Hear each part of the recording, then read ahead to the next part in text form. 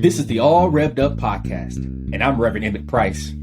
And I'm Reverend Irene Monroe. Irene, today we are talking about the McMichael Bryan trial and not the Amaud Arbery trial. No matter how the defense attempted to slander Brother Arbery's name, you can't put a deceased brother on trial. I agree with you, but what we will do to correct the record is that we're going to uplift his name, remember his legacy, in light of the fact that what we've been saying and what he's been doing and everybody else, that Black Lives Matter. All right. Well, before we head into this episode on Amaud Arbery, is this justice? Let us thank each of our listeners and viewers. Thank you for listening to us on the various podcast apps and for watching the actual live recording of the podcast on our YouTube channel. We are grateful for your support, your encouragement, your feedback, your reviews, and your comments. You know what, Emmett? In one of the comments, many of the comments, maybe a tsunami of them because my box was full and I didn't get to all of them. Many of them said they enjoyed last week's segment, but they raised questions about Amaud Arbery. I'm so glad we're going to talk about this case today. That's right. Well, we can't proceed without thanking our phenomenal producers, Kyla Wright and Cavante Smalls. All right, Irene, let's go. Let's roll some sound here. All right. Count 1, malice murder. We, the jury, find the defendant, Travis McMichael, guilty. I'm going to ask that whoever just made an outburst be removed from the court, please. Count 2, felony murder. We, the jury, find the defendant, Travis McMichael, guilty. Count 3, felony murder. On November 24th, 2021, after 12 hours of deliberation, the 3 accused murderers of Ahmaud Arbery were found guilty, and guilty. From an attempt to ban black pastors to commentary on dirty toenails, this trial was another well-watched yet disturbing display of yet another attempt to protect whiteness, white fragility, and white hatred. In many ways, this is a second part of the conversation we initiated last week as we processed the Kyle Rittenhouse trial. Irene, was justice served in this case? Well, listen, before we actually even talk about justice, let me talk about the judge. I was quite upset that the judge removed Ahmaud Arbery's father from the court.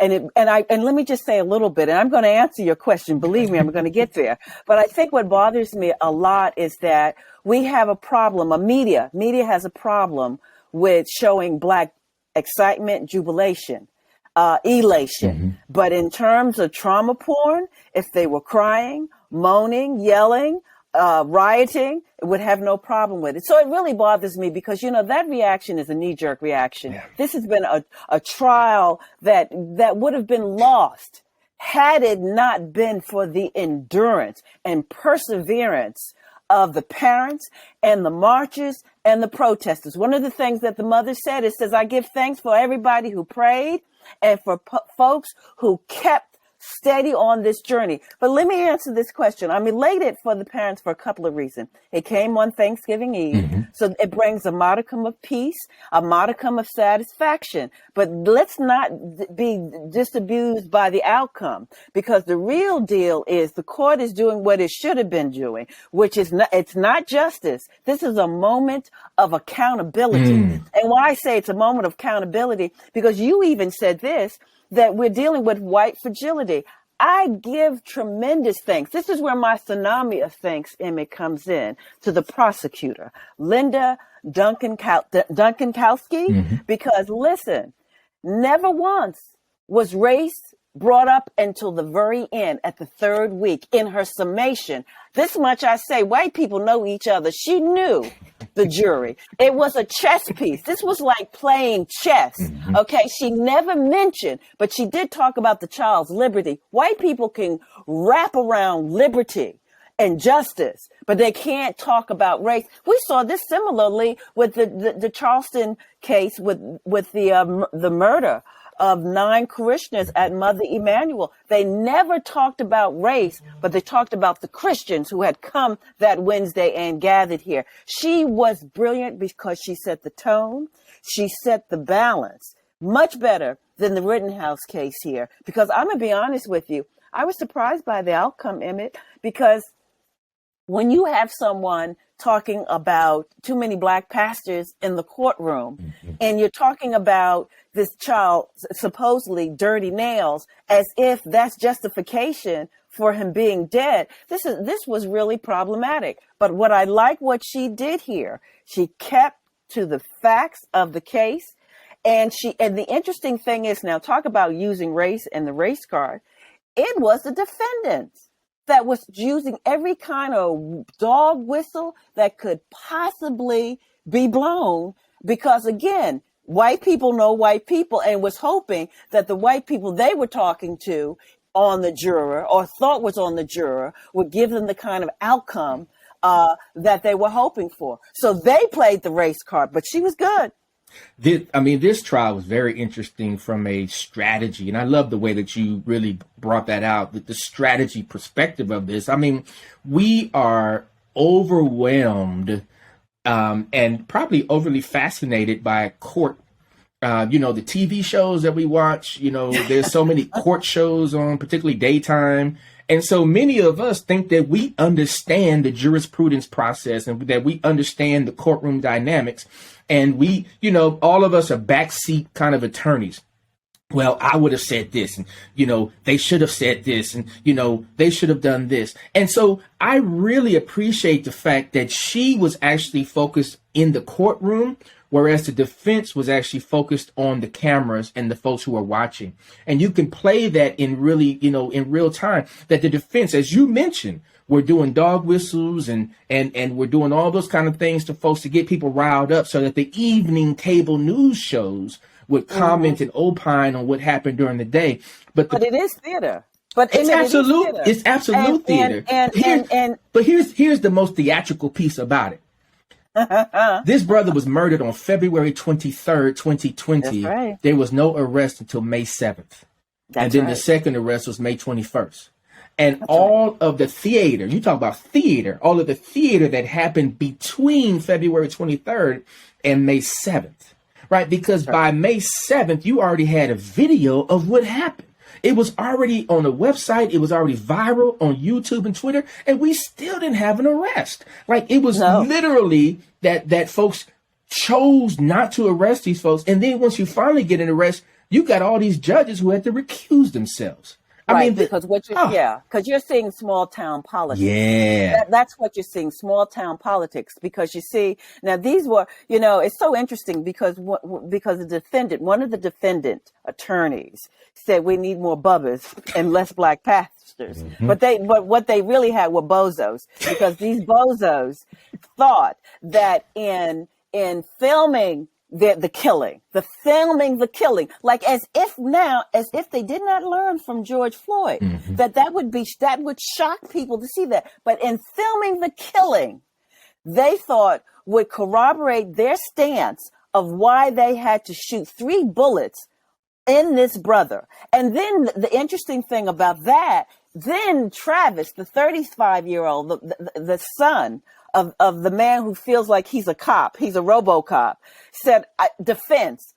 Now he's the one holding the gun, but said I had to defend myself. But you know what? Talk about bozos and bubbas here. The tree. What do they say? The fruit don't fall far from the tree, because Daddy felt like, okay, I was part of the police system. He knew the DA. He knew all the people lined up that could block it and went home. This is the thing, talk about dehumanization, and that's beyond the whole idea of supposedly Amaud Arbery's nails being dirty. But he went home to fix his porch fence. I mean, it just went. It's almost like a day killing, the end of a day killing. So the thing that gets me about this is that now this was accountability. We got to hope that, I didn't like the judge. I still don't like the judge, but we got to hope that, courtroom by courtroom, it's like politics. It's personal.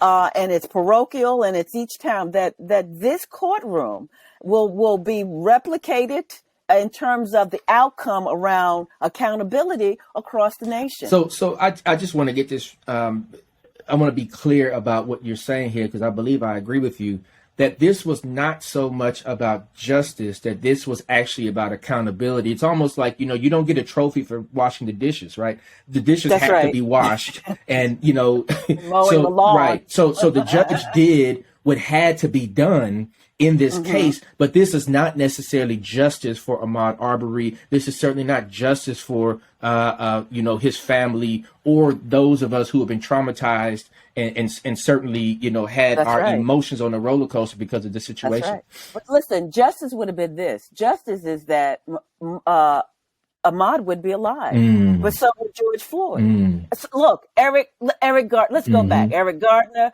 Trayvon Martin. I'm hoping that the outcome gave some sense of accountability to those mothers and fathers who have lost their children and didn't get this kind of we couldn't even say moment of acknowledgement that this Black life is worthy, that this Black life absolutely matters here. So no, I don't applaud anything. I felt like she was like on sort of, you're on eggshells, knowing the fragility of whiteness, not mentioning the elephant that is in the room here, and playing her card as best as it can be played. And the fact is, you can't dispute the evidence because the bozos filmed it, and the thing that gets me about this, you would think that the attorney, this is the thing about the attorney that I thought was really poor on the defending team. After us all seeing the killing and the lynching of George Floyd, he would say, let me back up now. Maybe we shouldn't go this route here. Or, maybe we shouldn't just show the film, so then it'd be our word against the word of a dead man. Irene, what is clear is that Travis McMichael, Gregory McMichael, and William Roddie Bryan hunted down and lynched Amaud Arbery. And in this trial, we saw some heinous stuff, including references to not having Black pastors in the courtroom or to Amaud Arbery's dirty toenails. We need to talk about this on the other side of the break. This is the All Rev'd Up podcast. We'll be right back. Arbery to Satilla Shores in his khaki shorts with no socks to cover his long, dirty toenails. This is the All Rev'd Up podcast. We're back. You heard the voice of attorney Laura Hogue, the defense attorney for Gregory McMichael, spewing some foolishness, if you ask me. Irene, she's talking about the brother's wardrobe, his khaki shorts, his no socks, and my goodness, how in the world did she know that he had long, dirty toenails? Irene, what in the hell is going on here? Let me tell you this. Michelle said this, that when they go low, we have to go high, and his mother went high. His mother didn't dignify it. She left the courtroom. But the intentionality really is to dehumanize them. This is why I'm saying that they used every racial trope that they could possibly use. Because the truth of the matter is that the McMichaels and Bryan really were on a hunting expedition. They anticipated this moment. This just didn't happen, spontaneously. They were looking for any Black man that went into white space. This is about Arbery transgressing white space. And what I mean by that, because look, when they even said it, they said we trapped him like a rat. He was in a white neighborhood, a very wealthy neighborhood, looking at a home being built. Many of us do that, out of curiosity.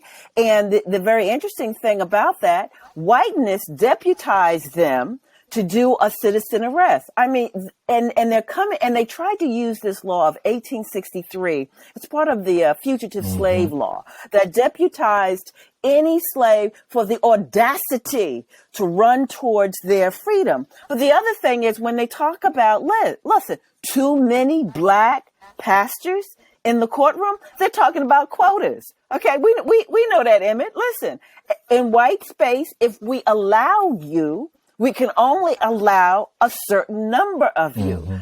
Case in point, let's think of Starbucks. Black boys in Starbucks, you're in white space, and so when you have that kind of mentality, you miss the opportunity. And I say for them, they miss the opportunity to see humanity is not just in white skin, but in other colors of skin. So, and then about white space, the jury pool was in a very white area. That's why it was predominantly white with, again, quota, with one black juror, okay, allowing one in white space. So, I mean, this is nothing new. We see this up south here in Cambridge. I mean, what's interesting to me, and you raise a number of great points, and you can look at the race aspect here, the notion of whiteness and how it plays. I'm befuddled by the notion of humanity and how this I know attorneys get paid a whole lot of money in order to win. I get it. I'm not naive to that. But I don't know how you sleep at night when you subjugate this individual who is deceased to such inhumane and just cruel treatment with his parents in the courtroom, and to do this and to say this just to quote unquote win the case.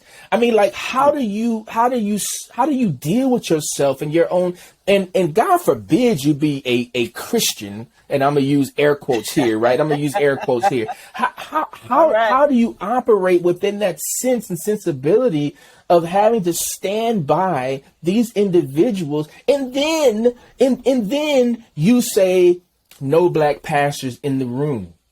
I mean, when you and I talked about this when it first happened, and I said, I'm not getting on the plane and flying down there to Atlanta, Georgia, because one of the things that we know, and certainly outside of Atlanta, there's enough black pastors to have a huge parade down in that area. Right. So, but I don't want to have to do two things here. I don't want to have to validate why I'm at a place like Amaud Arbery.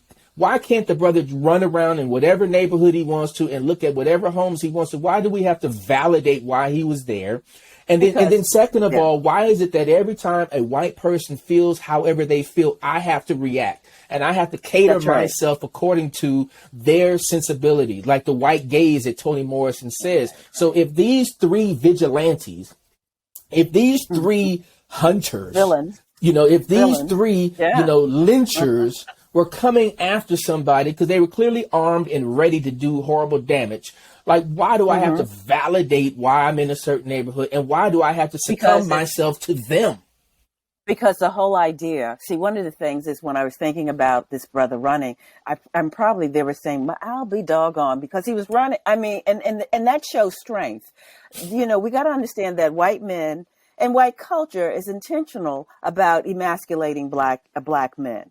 So one way to emasculate black men, the pillar of strength, really, are black pastors. Okay, they know they know. They know the pillar of black strength and can move the moral consciousness not only of a county but of a country, because we've seen this with Martin Luther King. Are black pastors, and we understand. Although they're looking at it gender specific because I'm female, but they're old school. They're looking, but it's not to ignore the historic strength of black malehood, shown just by one. Let alone you get two or three gather.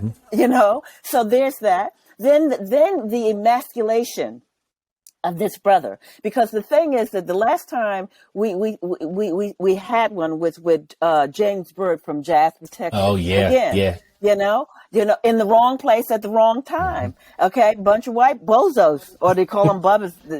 That's what the defending attorney called them, or looking for. Again, at any moment of being able to emasculate black men. One of the things on a psychological level, even though I'm going to give my nickel and dime analysis of it, let's be truthful about it. They are afraid of black men. I mean, so you do everything to dehumanize black people. You dehumanize their way of expression, music, intelligence, anything that they can erase and dehumanize and make secondary. So I'm not surprised. The problem with this is when a justice system, maintains that kind of dehumanization here. I mean, the whole idea, this brother was running for his life and still call the perpetrator because he was in the wrong space at the wrong time. Yeah. Okay. Well, I mean, and so you don't talk about humanity when people behave like that. That's where you have to tell the truth. Call it a bigot, call it a racist.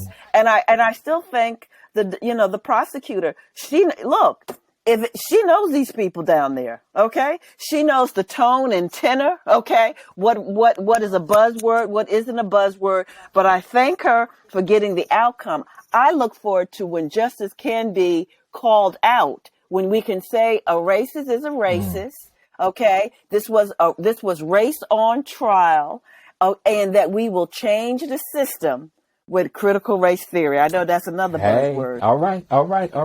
On that note, let me move to our benediction for today. As you did last week, you shared a lament. Today, my final word is a lament for Arbery.